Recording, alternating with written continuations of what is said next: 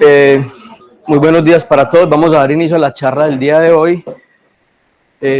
Mi nombre es Alejandro Gallego Vázquez, yo soy residente de segundo año de Cirugía General de la Universidad Pontificia Bolivariana.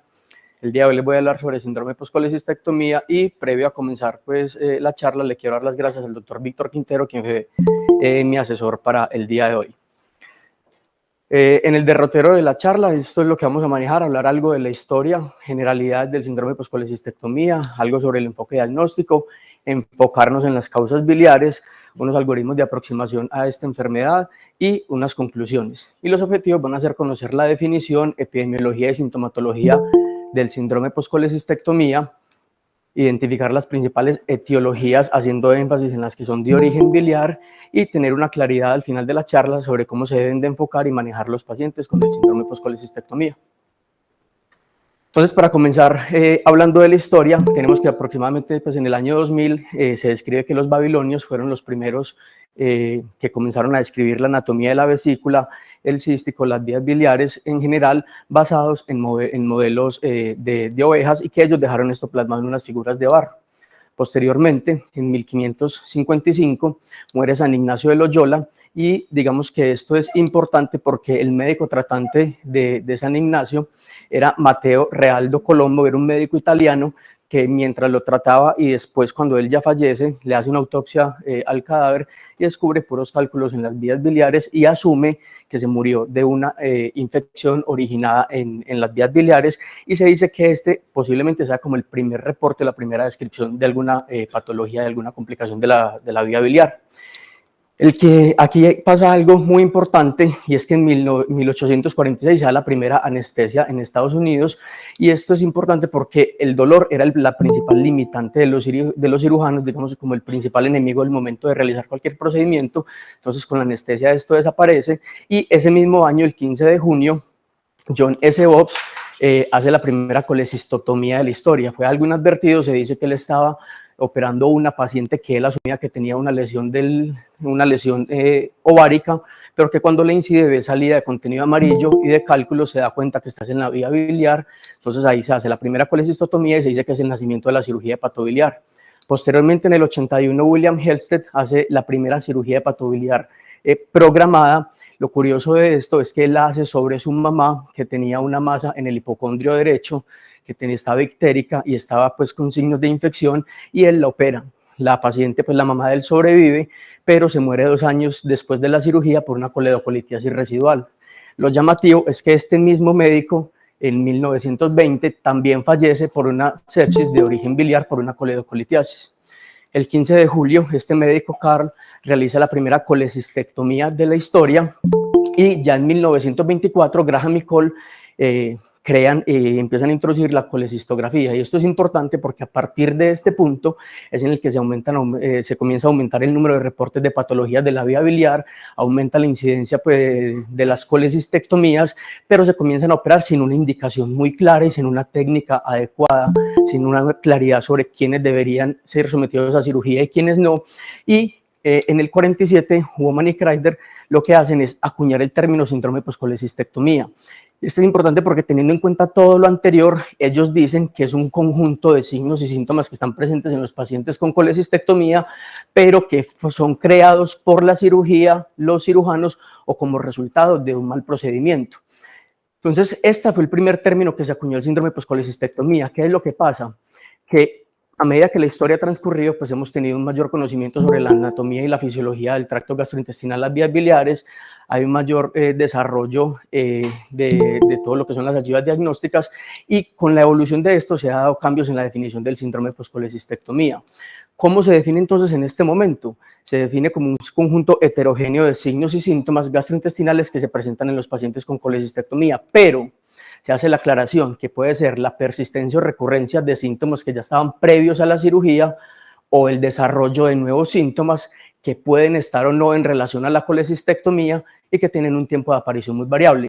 Entonces, si nosotros miramos toda esta definición, nos vamos a dar cuenta que el síndrome colecistectomía es un término que es muy impreciso, puesto que no hay un criterio que nos unifique o que nos dé unas pautas establecidas sobre cuáles pacientes deberían ser incluidos dentro de esta enfermedad.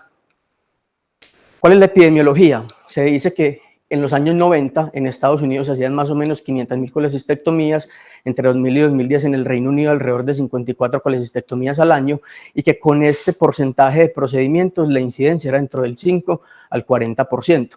Pero la laparoscopia ha venido ganando terreno, hemos desarrollado pues nuevas técnicas quirúrgicas, se han desarrollado más imágenes y en el momento se dice que a pesar que en Estados Unidos ha aumentado el número de colecistectomías al año, igual que en el Reino Unido, la incidencia pasa de un 5 a un 40, pues entre un 5 y un 40 a un 10 a un 15%. Y esta es la epidemiología o la incidencia que se maneja en el momento como medida general, teniendo en cuenta que esto va a variar entre países dependiendo de los reportes que uno pueda encontrar, como vamos a ver ahorita, que es el caso de Colombia.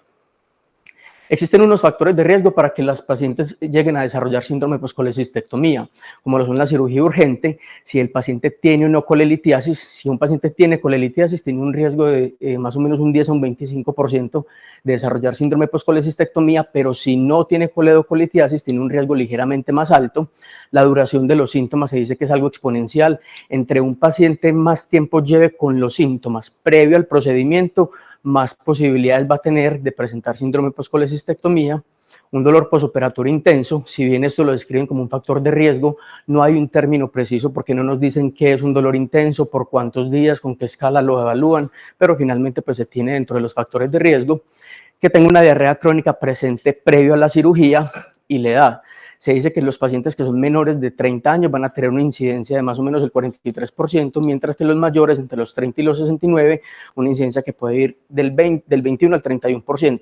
Y el sexo, por la relación hombre-mujer, está más presente en las mujeres, una relación 1.8 a 1, con una incidencia aproximada del 43 versus el 28%.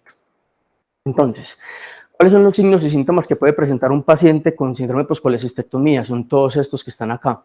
Lo que es el dolor abdominal, fiebre, escalofríos, náuseas, vómito, diarrea, ictericia, se dice que son los signos y los síntomas más comunes, los que normalmente nosotros podemos encontrar, los que, digamos, se pueden presentar con mayor frecuencia en los pacientes. Pero también se puede presentar pirosis, coluria, acolia, un aumento de los flatos, distensión, secreciones por las heridas o una intolerancia pues, a la alimentación.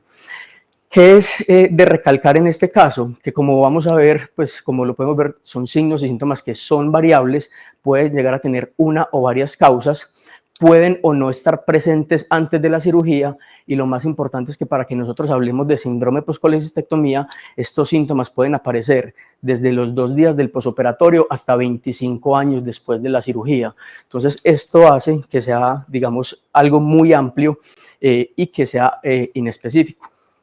Dentro de las causas vamos a tener varias, ¿cierto? Nosotros podríamos dividir todas estas causas en causas de origen intestinal, como lo son las biliares, pancreáticas y patologías, pues otras causas por fuera de las vías biliares y las pancreáticas, y enfermedades extraintestinales.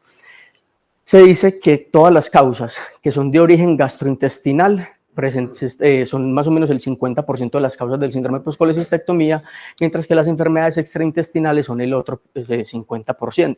Entonces, cuando nosotros vemos, digamos, la amplia posibilidad que tenemos de que el paciente esté cursando con cualquiera de estos síntomas, de estas enfermedades, lo que nos tenemos que empezar a preguntar es si en verdad se trata o no de una complicación postquirúrgica y si en verdad estuvo bien indicada la cirugía en el paciente o no. Y teniendo en cuenta que son signos y síntomas muy inespecíficos y que pueden tener cualquiera de estos orígenes, vamos a decir que el síndrome post-colecistectomía no es un diagnóstico definitivo, sino que es un diagnóstico temporal para acuñar una serie de síntomas presentados por el paciente, mientras que nosotros llegamos a la causa de base y damos un real diagnóstico. Entonces, cuando nos estamos enfrentando a un paciente con síndrome post-colecistectomía, debemos de determinar 4 cosas que son, digamos, las más importantes en el abordaje inicial. La primera es si se trata o no de una complicación que amenace la vida, si requiere o no intervenciones urgentes o emergentes, intentar determinar el origen, si es biliar o no biliar, y el tiempo de evolución de los síntomas, siendo algo importante, porque hasta el momento no existe ningún consenso que nos diga cómo debemos de clasificar el síndrome post-colecistectomía. ¿Qué pautas o qué tiempos debemos de tener en cuenta como para subclasificarlo? Sin embargo, En algunos artículos se puede decir que el síndrome de poscolecistectomía puede ser muy temprano, si se presenta de días hasta más o menos 3-4 semanas después del posoperatorio, y en este grupo de pacientes vamos a pensar y a sospechar principalmente en una complicación posoperatoria. Temprano, si es menos de 3 años, y vamos a sospechar patologías del tracto gastrointestinal, pero que no tienen origen biliar, y tardío, si se presenta después de 3 años, que van a ser patologías del tracto gastrointestinal con posible origen de la vía biliar, pero que no necesariamente están relacionadas con la colecistectomía, y vamos a pensar también en patologías extraintestinales. El interrogatorio y el examen físico en el abordaje inicial del paciente son muy importantes porque nos ayudan a esclarecer y a sospechar diagnósticos diferenciales que pueda tener el paciente y que le puedan estar causando la sintomatología, y se dice que con un buen abordaje y un buen interrogatorio en la mayoría de los pacientes se logra identificar el origen de los síntomas. Y siempre hemos de tener en cuenta todas las imágenes y paraclínicos que fueron realizados previo a la cirugía, la descripción quirúrgica y el resultado de la patología de la vesícula, pues para que no se nos vaya a pasar ningún detalle por alto. Importante esto porque más o menos, pues aproximadamente el 75% de los pacientes va a tener una mejoría de los síntomas del síndrome de poscolecistectomía cuando hacemos una identificación temprana y un manejo adecuado de la patología que está subyacente. Entre los paraclínicos vamos a tener varios, ¿cierto? Podemos tener una amplia variedad de exámenes que podemos solicitar, y lo realmente importante de esto es que no se ordenan de manera rutinaria. Se debe tener en cuenta que hasta el 50% de los pacientes con síndrome de poscolecistectomía pueden llegar a tener paraclínicos que son completamente normales, y en algunas partes plantean la posibilidad de repetir los paraclínicos en caso que sean normales, pero que la sospecha de una complicación o del síndrome de poscolecistectomía persista. Sin embargo, no hay una claridad o algo establecido sobre si se deben de repetir o no.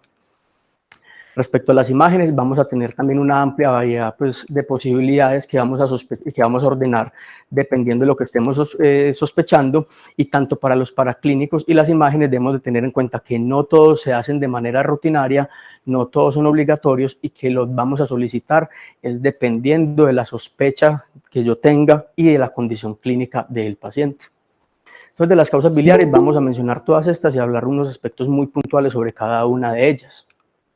Primero, la coledocolitiasis es la causa más común del síndrome de poscolecistectomía. Se dice que tiene una incidencia que va entre el 1.2 al 14%, y podemos subclasificarla. En una coledocolitiasis residual, si se presenta antes de los 2 años posterior al procedimiento, y es en estos casos es en el que pensamos si los cálculos estuvieron presentes al momento de la cirugía, teniendo en cuenta que que entre el 1 y 2% de los pacientes que nosotros clasificamos como con bajo riesgo de coledocolitiasis en verdad tienen coledocolitiasis, y la coledocolitiasis recurrente, que es cuando se presenta después de los 2 años del procedimiento, y en este grupo vamos a pensar en una estasis de la vía biliar, ya sea por una estenosis de la vía biliar, alguna disfunción del esfínter de Oddi, o por una compresión extrínseca. La ecografía se dice que tiene muy buena sensibilidad, muy buena especificidad y un valor predictivo positivo que es aceptable, y debería ser el estudio inicial cuando sospechamos una coledocolitiasis. Y lo que nosotros nos vamos a fijar es en el tamaño del colédoco. Se describe que colédocos que sean mayores a unos 10 milímetros van a ser altamente sugestivos de una coledocolitiasis, o inclusive pues podríamos llegar a visualizar directamente el cálculo.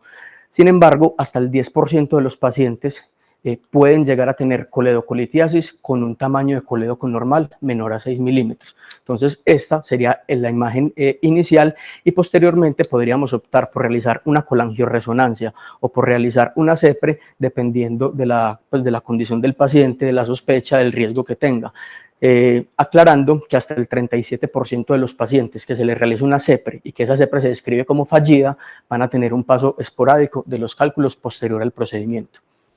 La lesión de las vías biliares, se dice que la complicación más importante y más temida tiene una incidencia que es relativamente baja, independiente de si es abierta o laparoscópica, y las principales causas son una mala interpretación de la anatomía, principalmente cuando se confunde el cístico con el conducto hepático común, la diatermia, los clips o las ligaduras que por el solo hecho de ser posicionados en un tejido pueden llegar a generar inflamación crónica, y la maceración por los instrumentos o por un maltrato de los tejidos.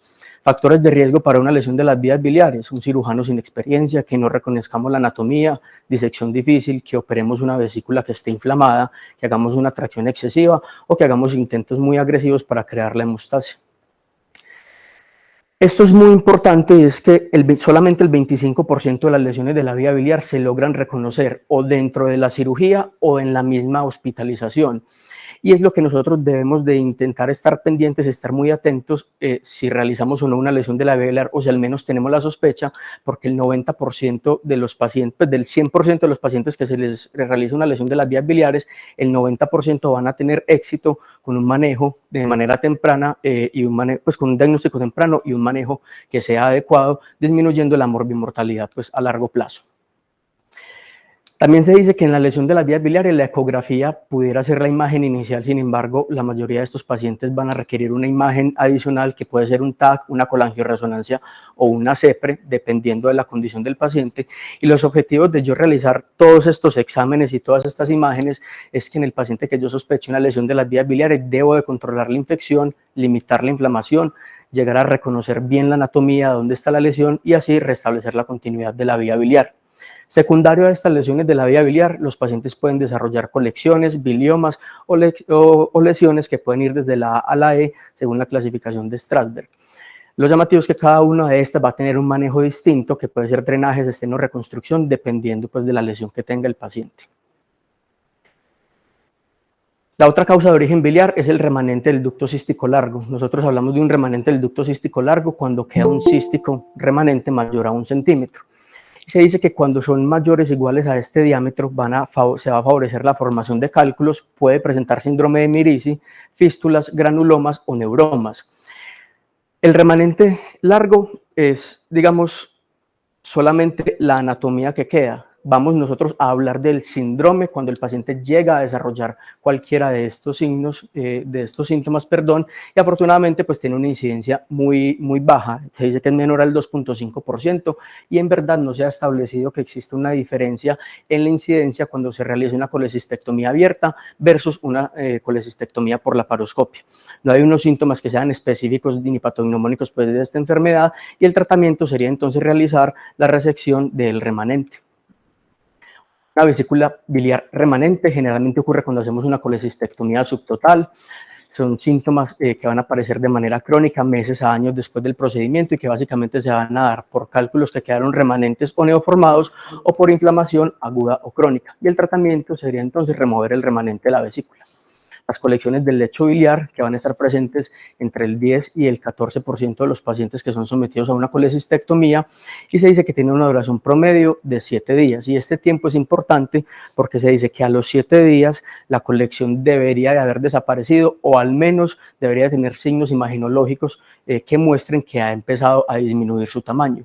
Si la duración de la de la colección del lecho biliar persiste más de 7 días, tiene signos de sobreinfección o aumenta su tamaño, pues ya entonces pensamos en que se trate de una complicación, y debemos de tener pues en cuenta qué procedimiento le vamos a hacer al paciente.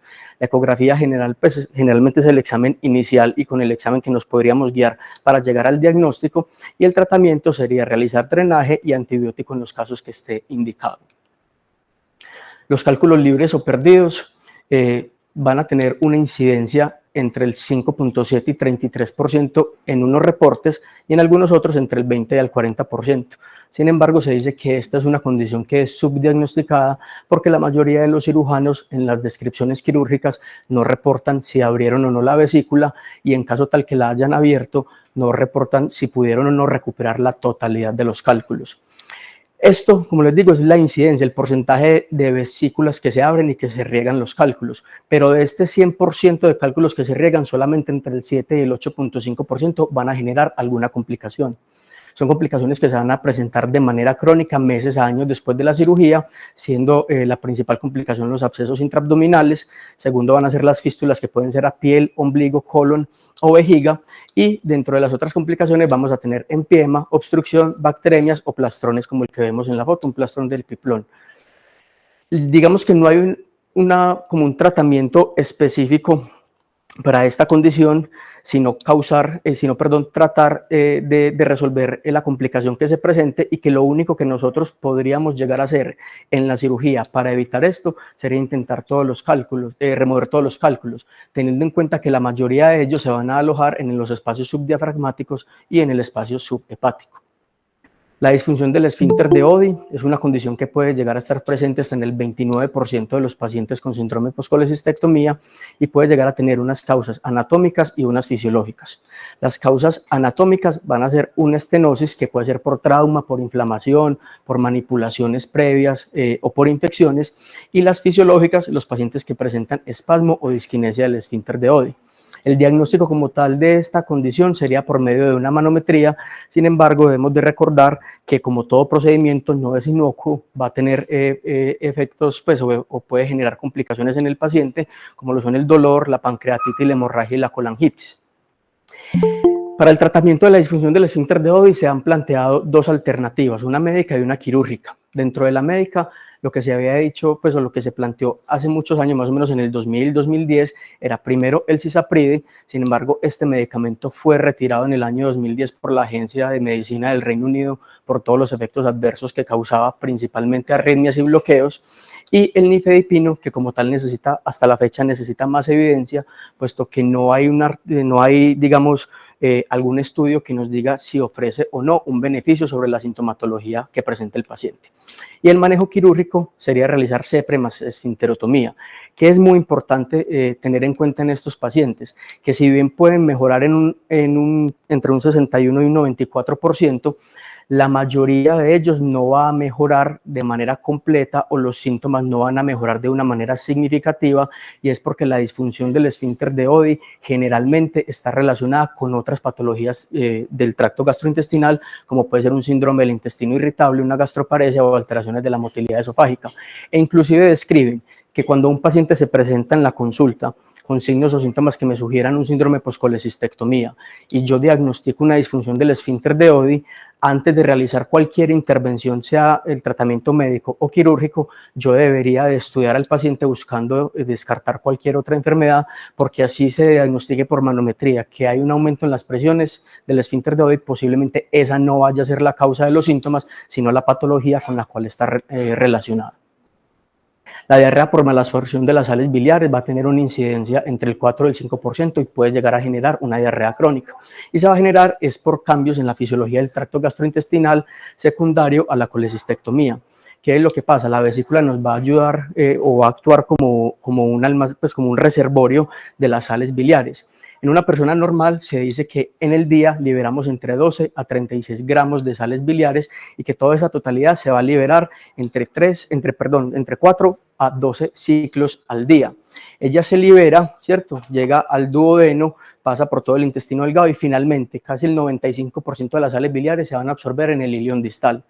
Más o menos un 3 a 4% en el ciego y en la primera parte pues, del colon ascendente, y menos del 1% es lo que se va a excretar por materia fecal. Cuando nosotros perdemos la vesícula secundaria de una colecistectomía, las sales biliares pasan directamente al intestino, y esta función de reservorio se pierde. Y lo que pasa es que la capacidad de absorción se ve sobrepasada por el volumen de sales biliares que se presentan. Entonces, la mayoría de ellas no se logran absorber, pasan al colon transverso o al colon descendente. En estas regiones genera inflamación, aumento pues, del tamaño de los poros, pasa el agua al intestino y se generan diarreas crónicas. Lo único que está demostrado en este momento que puede llegar a servir para el manejo de esta patología es la colestiramina, teniendo una efectividad de más o menos, para la resolución de los síntomas, de más o menos el 70%, con dosis que van a ser muy variables. Pueden ir entre 1 a 8 gramos al día. Normalmente se recomienda comenzar con dosis de 4 gramos al día, y en el seguimiento del paciente ir titulando esta dosis, ya sea porque la aumentemos o la disminuyamos, dependiendo de cómo encontremos pues, la resolución de la sintomatología. Y la ascariasis En la vía biliar se dice que es una condición que está sobre todo presente en los países que son tropicales, subtropicales o que tienen malas condiciones de salubridad.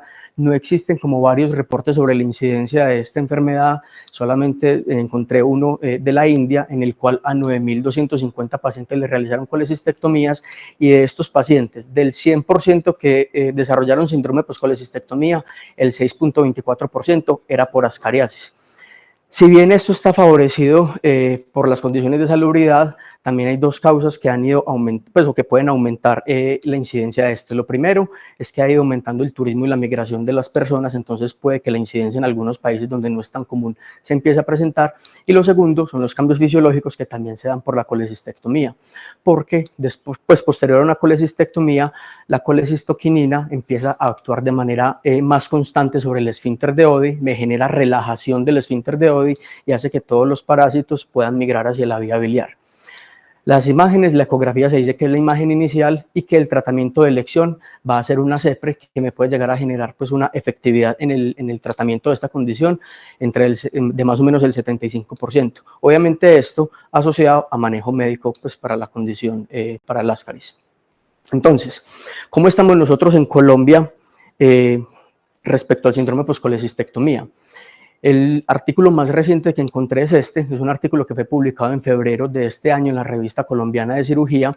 Fue un estudio de cohorte prospectiva que incluyó 380 pacientes. Fue realizado en la ciudad de Bogotá. Estos pacientes fueron operados entre agosto del 2019 y marzo del 2023 y todos tenían entre 15 y 75 años. El único criterio para que ellos incluyeran pacientes en este estudio era que tuviera presencia al menos un síntoma gastrointestinal a partir del primer mes de la cirugía, y a todos los pacientes les hicieron seguimiento a 1, 6, 12 y 24 meses. Entonces, ¿qué fue lo que ellos encontraron? Entonces, lo primero, que el único, pues de toda la epidemiología y de las características de los pacientes, la edad es el único que en verdad va a llegar a tener un impacto estadístico, porque los pacientes que presentaron un síndrome post-colecistectomía van a ser mucho más jóvenes versus los pacientes que no presentan síndrome post-colecistectomía, y fue, digamos, el único ítem que en verdad tuvo pues una P que fue significativa.